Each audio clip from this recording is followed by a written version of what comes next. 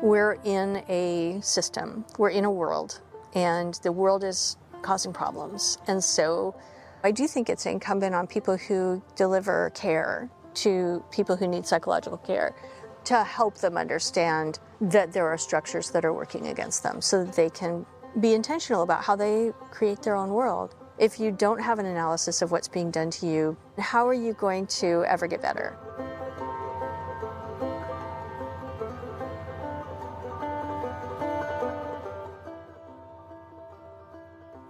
Hi everyone, this is Ava Bravada-Keating, and welcome to Psychologies of Liberation, a podcast that examines the goals and practices of psychology with radical imagination to help us all get free.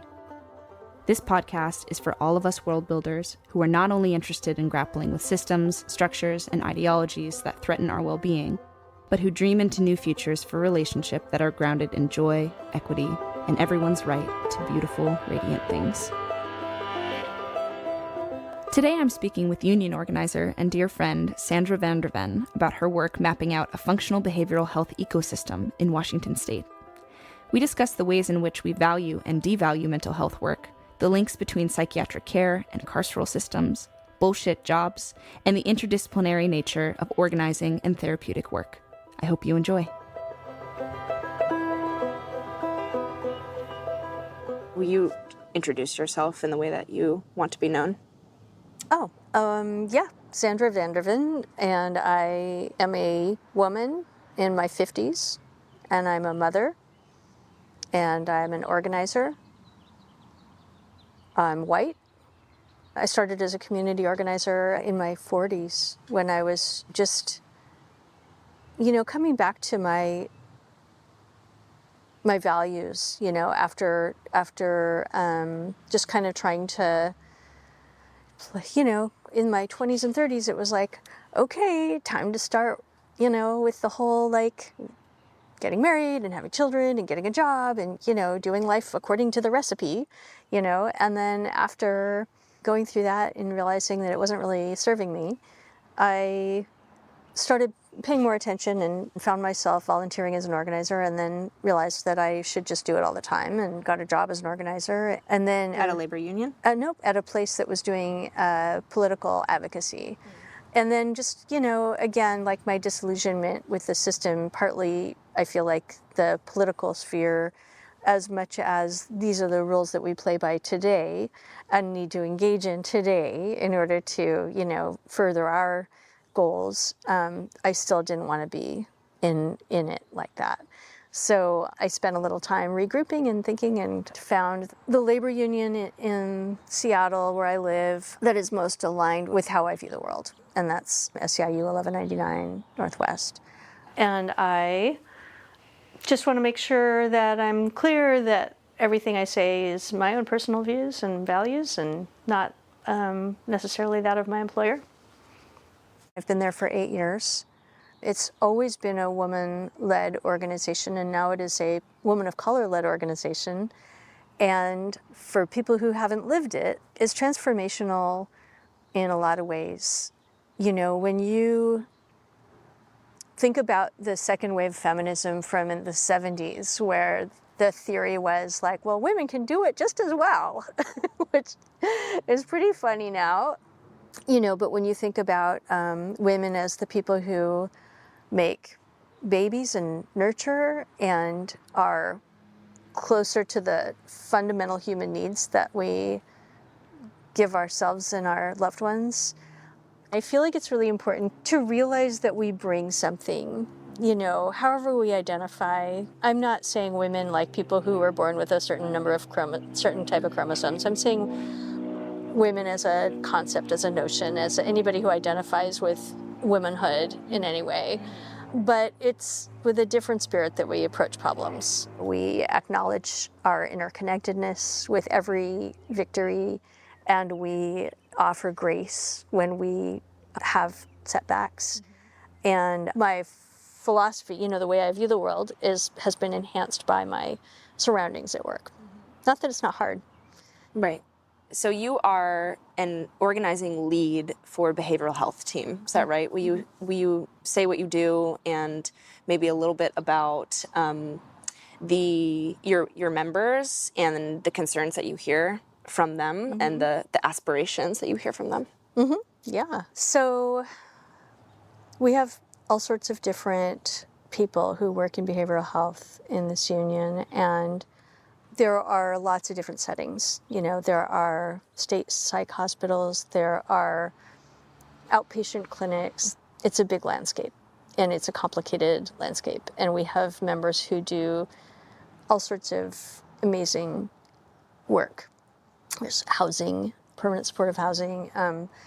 And when I started leading this team, we started a really cool new adventure in bringing together the people who have been sort of working alongside one another in leadership of their union, members who have been leading their union for long enough that they've got a really developed sense of where we can go and what we can do together, and getting them all together for quarterly retreats to talk about what does this entire system look like. And we've started working on a map that is the first of its kind that depicts the entire behavioral health system in Washington State.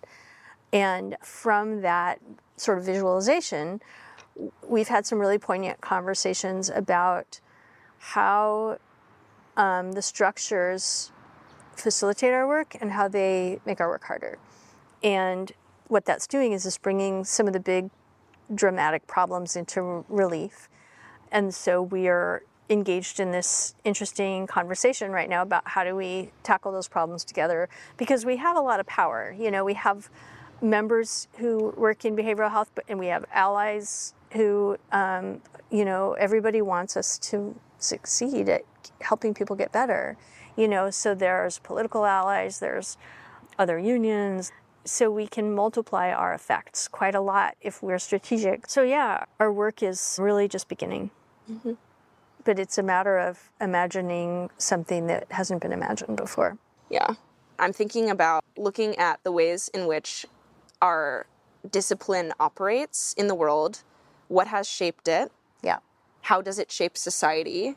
How can we critique current systems and reach and dream into new futures in the psychological realm, right, that help us all get free? Oh, God.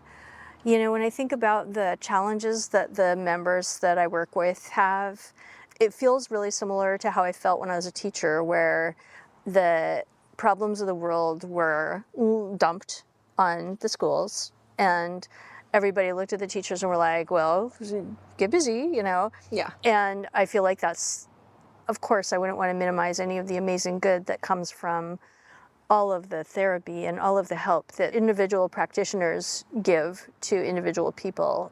And yet, the system as it is, the world as it is breaking people faster than we can put them back together. And then the system that people are working under to deliver care, at least if it's for the public good, private practice is another matter, but people who work in inpatient psych, public places, they are abused, and that is not an exaggeration. There are agencies where it's sort of the culture like, yeah, you're going to get hit. That's how that goes here. Don't come crying to me, There has to be funding, and that comes from the federal government, the Healthcare Authority, and they are an entity who has established MCOs, the managed care organizations, and those organizations' job is to take that money and make sure that it gets to the places where the care is being delivered. And there have been significant problems with the money getting to where it's supposed to go.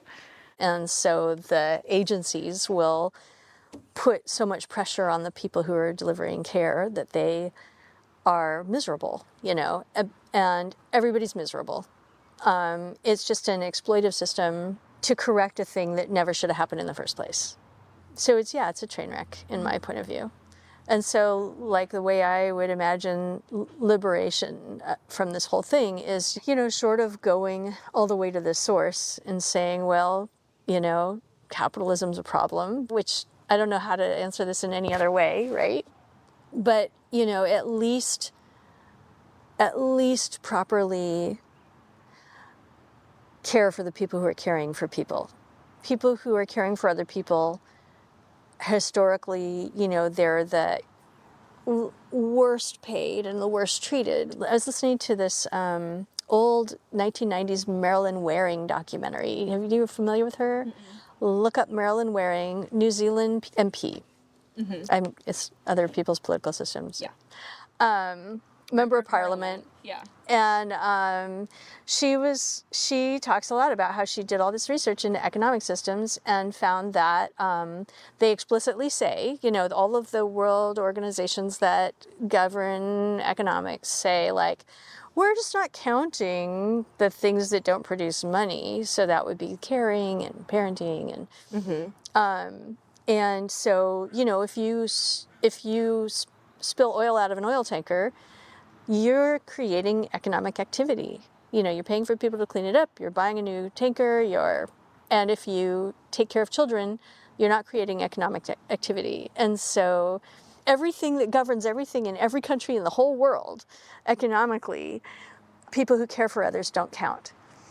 And so that gets translated into reality that we are nothing short of marginalizing people who give care.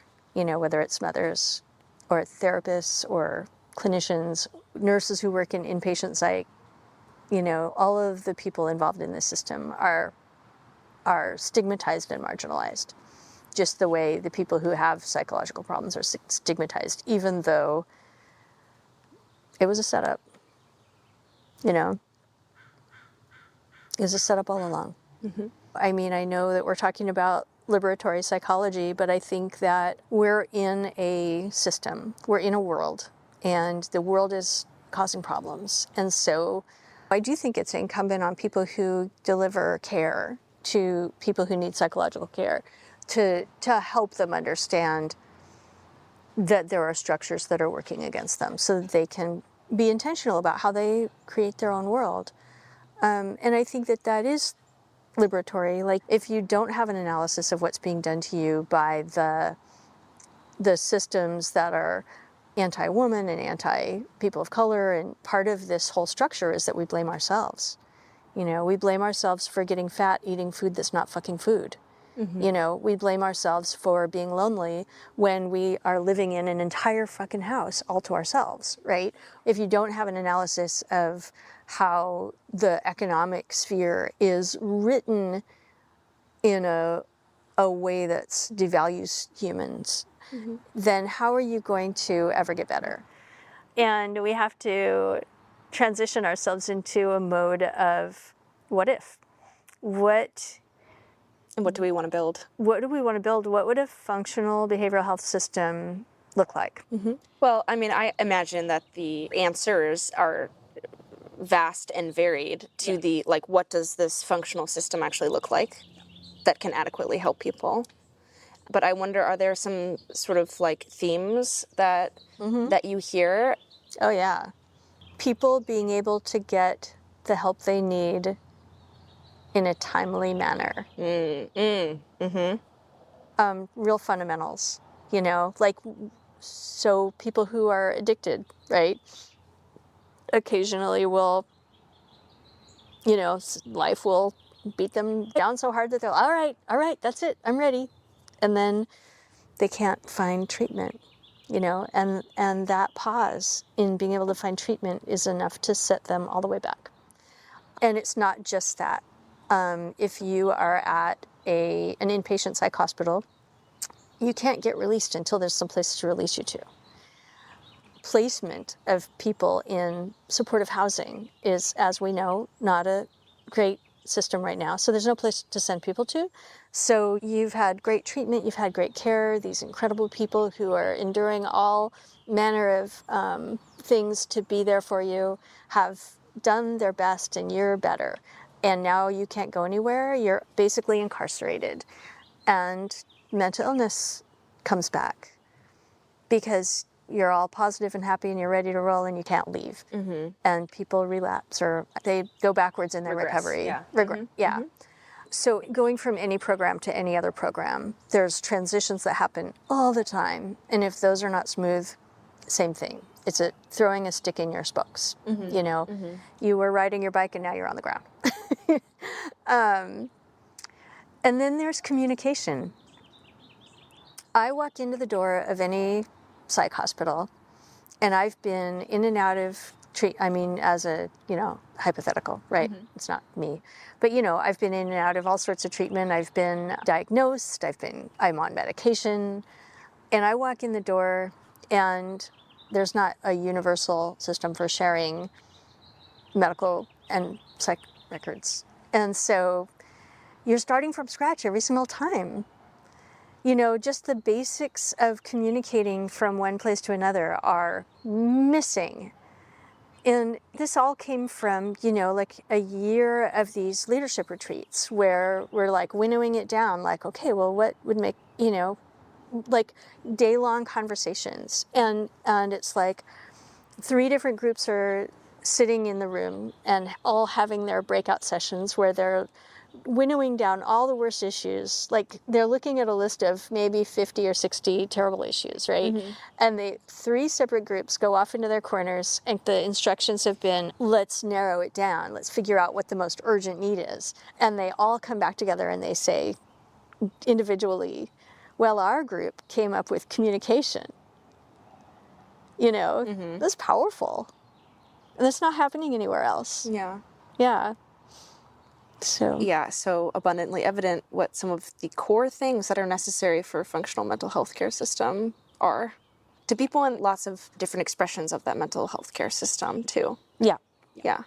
Because you have folks who are therapists, social workers, nurse practitioners, maybe doctors. No doctors. No doctors. We have doctors in our union, but not specifically psychiatric.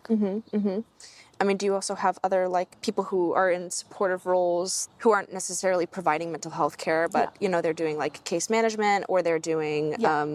One of the bulletins that I created for this behavioral health team was actually listed every job in our union that people do in mental health, and including environmental services. Yeah, right. If you are at Hobson Place mopping the floor, you're interacting in the behavioral health care system. Oh, yeah. And I've talked to a lot of people who work in AVS who feel like they're part of the treatment team because the patients and the clients will tell them things, and they'll say, oh, yeah, okay. And then they go and find out, who they need to talk to, and they have relationships. And that's a big part of all the care is relationships, which also speaks pretty loudly to what's wrong and what's causing this. If a big part of your care is relationships, what happened in the first place? Right. Yeah. I wonder, do people speak a little bit about this sort of economic or financial barriers, or what kind of economic system would allow a mental health system to thrive? Oh, well, yeah. I alluded to it when I was talking about Marilyn Waring, where she's like, well, this is what our priorities really are. And it makes perfect sense. And we have to start counting things differently. And valuing labor differently. Yeah. I believe that things will continue to be challenging until we start counting differently. Our values are not in line with our systems. So money's going in one direction, funding a person who sits at the bottom of a missile silo ready to turn a key is gainfully employed. A woman who walks 5 miles to get water for her family and then spends every waking minute doing care work is not gainfully employed. So we'll continue to be struggling to pay for the care that we need to give people for as long as we find this acceptable. And, I don't know what it's going to take for us to stop finding this acceptable. I certainly don't find it acceptable. Hear, hear. Yeah. Yeah. Well, and there are plenty of other people who don't as well, and I think you're doing really important connective work, right? To actually bring those people in conversation with one another, and to provide the space and the resources and facilitation, perhaps, right? To help imagine something new, something better. Yeah. That takes seriously we can't accept this. We can't go on like this. I'm noticing that when you're saying, like, what kind of support do mental health workers need, you're not saying increased wages, right? Oh, they certainly do need more. Well, right. I mean, absolutely. Yeah. I mean, I think it's really interesting that some of the core things that people are asking for are the tools that they need to be able to be in better relationship with their clients and their patients. People are struggling to be in relationship with their clients and patients against all odds. They're living in poverty to do this work. They are enduring abusive management to do this work. They are working at night shift to do this work. I can't overstate the struggle that people go through to do this, because the vast majority of people who do this work are people who care a great deal. Oh, yeah. And all I think anyone wants is for them to be able to do their dang work. And for people to be able to do their dang work, there have to be people to do it. There have to be adequate staff. There have to be adequate pay. If you can't pay your bills and you can't feed your kids and you have to work, there are people who work ungodly amounts of overtime. I can't imagine how you have a family and having, people are giving their whole lives. That's what work is anyways, right? Renting yourself out. Yeah. Yeah. Contributing more than you get back under capitalism as well, too. Yeah. I think that most people are suffering silently. You wake up one day and you do your thing, you go to work, you go to school, you're on a conveyor belt, and it doesn't cross a lot of people's minds that we have made choices that have put you on this particular conveyor belt. And that to be passive is to go along with some bad choices that some people made. And so my dearest wish is that people will learn to reprioritize. In order to see that you're on the conveyor belt, you need to, like, if you're walking, it's harder to see maybe than if you zoom out a little bit. Right. Yeah, and it used to be education that allowed people to zoom out. Yeah. And then the movement that started in the 80s to sort of squash any innovation and make it all cookie cutter. And then, now it's like there's a movement to just destroy it altogether, but those are the opportunities that allowed me to zoom out. And people aren't given those opportunities as much as they used to be. And so, on one hand, there are some really incredible things that the younger generations have been doing with putting their foot down on a lot of issues that have been making people's lives harder. And at the same time, there's a general overall trend towards conformity. Conformity of thought, conformity. It's all Marvel movies now. Remember there was just like, there have been this incredible blossoming of all sorts of different arts and things, and now it's just like everybody's like, what are you doing? I'm going to a Marvel movie. Like, it's all the same story. Like, I can't even understand why. And I feel like there's been this incredible shrinkage of possibility in the last few decades. And I didn't know what it was for a long time. Well, and when we talk about world building, there are so many mistakes that we make along the way. We are operating from flawed perspectives, or, when you try something new, you're not great at it. Like, that's just the nature of it. And it's a part of the human condition, right? So I wonder how we can allow for ruptures as we're doing this work, or mistakes or challenges, right? Without defaulting to carceral logics or, like, cancel each other. Right. It is using a tool that you got from our sick society to just turn the tables. And I don't blame people, right? You find a way to wield some power, and you need to wield some power, so use it. I am a gentle person, and I feel like power should be not tearing people down, but building us up together, and that power comes in community and comes in connection. And so that's not a tool that I would use.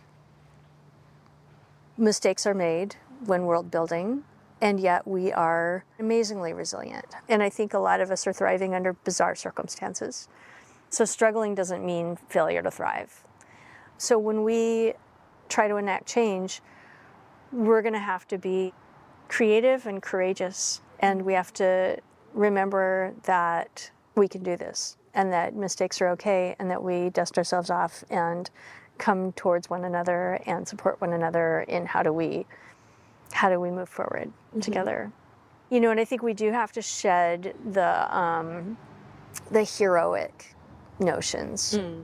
There is none of that. I don't know anybody who's done anything, achieved anything by themselves. Even if you think about Einstein, his wife did everything for him. You know, he did not achieve anything by himself. He couldn't have, you know, and none of the people who have done amazing things have, and we just have to acknowledge that and understand that when somebody stumbles, that we all reach down and grab them, prop them up. Right. I mean, I hope that that's what people do for me when I stumble and fall, which happens a lot, you know? Yeah. Because that's what it should be, right? But instead, we're all just like, well, you failed, you know? Yeah. And it's just stupid. Or we send people to prison. I mean, I think that it's interesting the ways in which, particularly inpatient psych, or even some arms of community mental health and the prison system are just like two sides of the same coin.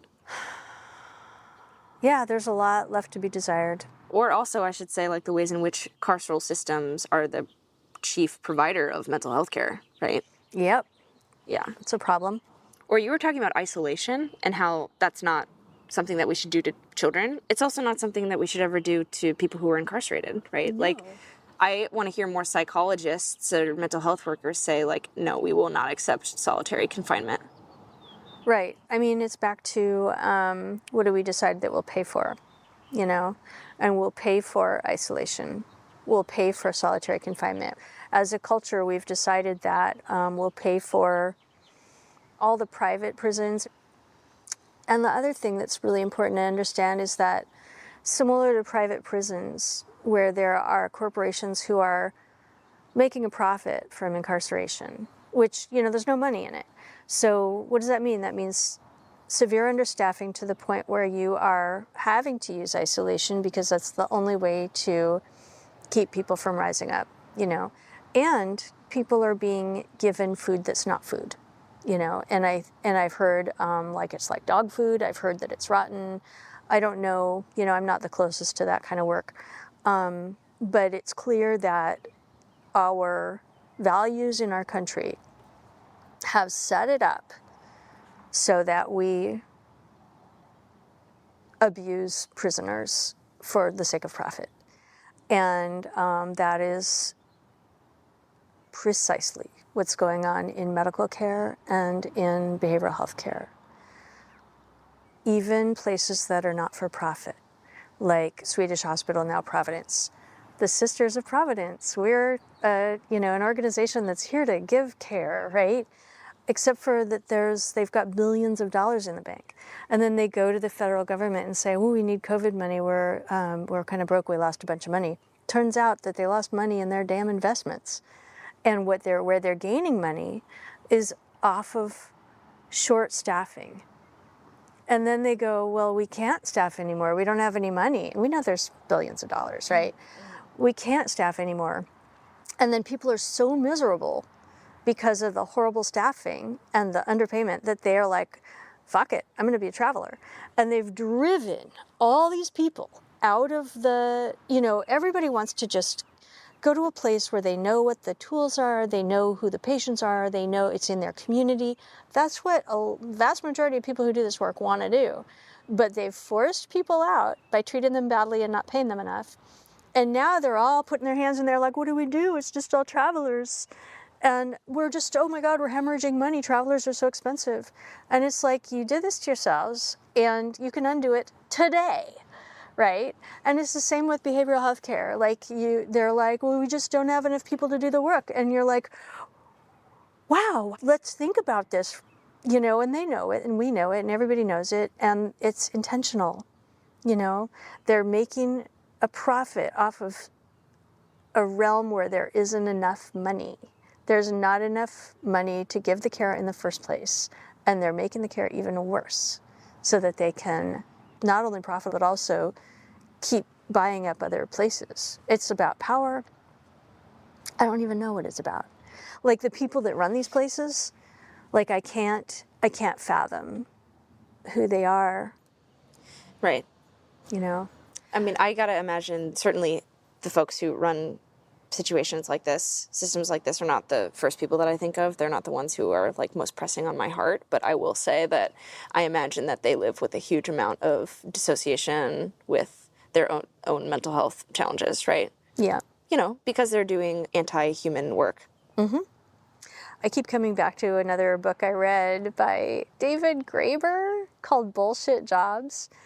40 to 50% of all the work done by people in this country, or maybe even in Western or industrial countries, is actually not necessary and not work that helps people, you know, that has a function. Like, are you farming? Are you mopping a floor? Are you making food? Are you delivering healthcare? Then you've got a job. Are you doing something else? Does your job matter? Are you helping anyone? Right.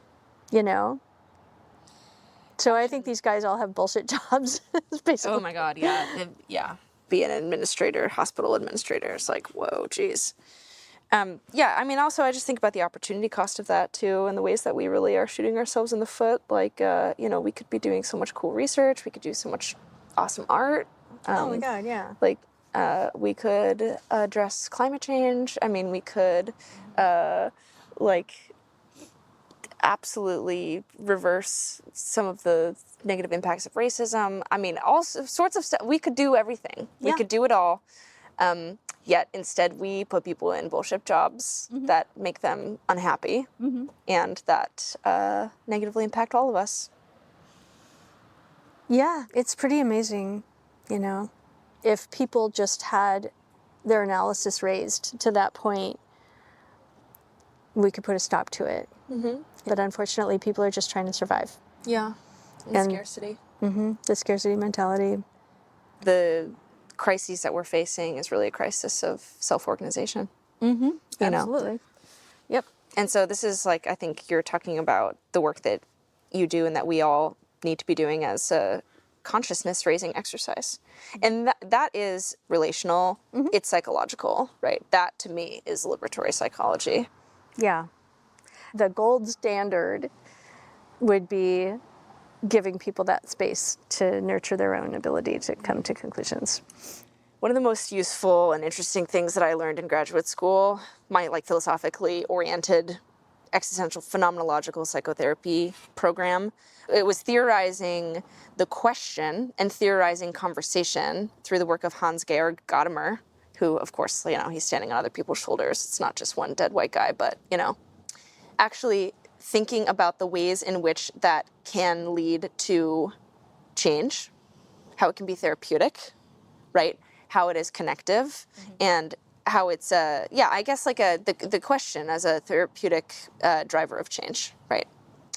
And I think that that's totally what organizing is also. It feels therapeutic.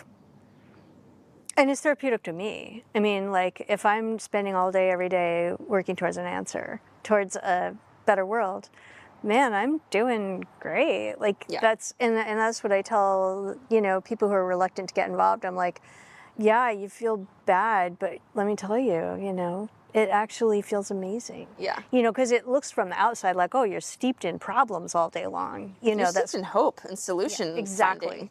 I'm steeped in being a part of the solution. I feel that way very much about my work as well. You know, as an organizer, of course, but I mean as a therapist too, right? Like to be with people in the struggle, in the suffering, like in the joys, and thinking together about how to get free, right? Yeah. You know, at first I was like, liberatory psychology, I'm not a therapist. And then, you know, but I realized that, you know, God, it's all of our work. You can understand why I asked you. I do, yeah. To speak on this topic, right? I think you're so intensely qualified for this, yeah. Thanks. Well, and I think also like liberatory psychology needs to move past bounds of like, okay, well, you do this job and you do this job and you do this job. And it's like, okay, well, you're over there in psychology, but you're over there in teaching, you're over there in labor stuff, right? Like, no, it's all the same. Interdisciplinary. Yeah. We have different skills and different approaches, maybe in some ways different philosophies, but the values are the same. Mm-hmm. And it is so co-constructive. Mm-hmm, mm-hmm. Co-constructive, what a great, I wasn't familiar with that, but it's mine now, haha. Yeah, please steal it. I stole it from someone. Mm-hmm. We all just borrow from each other, you know? Mm-hmm. Yep. That's the whole point. Yeah. You know, I think that one of the themes of our conversation is like, what do we prioritize? What do we lift up, right? And, you know, if we lift up competition or individualism, if we lift up making money on the stock market or making a profit, right? Like that's going to lead to certain outcomes. Yeah, that's exactly it. And so how do we collectively reimagine and reinscribe what it is we find to be important? And then build systems that support those things. Yeah. I mean, I think everyone should read Robin Wall Kimmerer's book, Braiding Sweetgrass. That's, I mean, speaking of reimagining, or maybe shedding more than reimagine, you know, shedding all this stuff that's going on now and coming to who we truly are. Yeah. In relationship with nature and each other. Totally. Her words and her thoughts about reciprocity. I mean, and gift economy, right? Like, I imagine that a liberatory psychology and a liberatory world will have to return back and honor indigenous ways of knowing. Oh my God. Yeah. I wonder, does decolonize psychology, liberatory psychology, whatever we want to call it, necessitate or imply an unconditional love for humanity? Yeah, absolutely.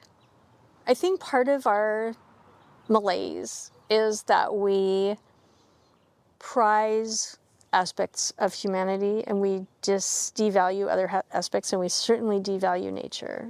I think unconditional love has to be for our potential to become human again. And becoming human again looks like our values getting rearranged and our relationship with nature and each other getting rearranged. I don't love, you know, the guy that almost killed me on I-5 the other day because he was looking at his phone and just drifted into my lane, you know. I don't love that, really. I don't love the people who I have to talk to all day, every day about how they're running their healthcare and behavioral healthcare agencies, and they constantly look at me like I'm crazy, like, well, that's not in the budget, you know. I had a high school teacher, Jerry Elarth, who was just a god to us. He taught a class called Science Fiction and World Philosophy. And he talked about the world as having been perverted, and not in like a sexual sense, but as in what the original meaning of the word perverted. People who want to count things instead of love things are perverted. And I don't love that they've become this in their nature, but I also have a deep, strong belief that we can become different, and that we nurtured that person into existence, and we can nurture that person into a different existence. You know, we can make this an accommodating place to be so that we can all become someone who contributes to the world. And that notion I love unconditionally. Humanity as a whole I love unconditionally, which is why I would like to be even a small part of shepherding humanity in a direction that takes us towards liberation.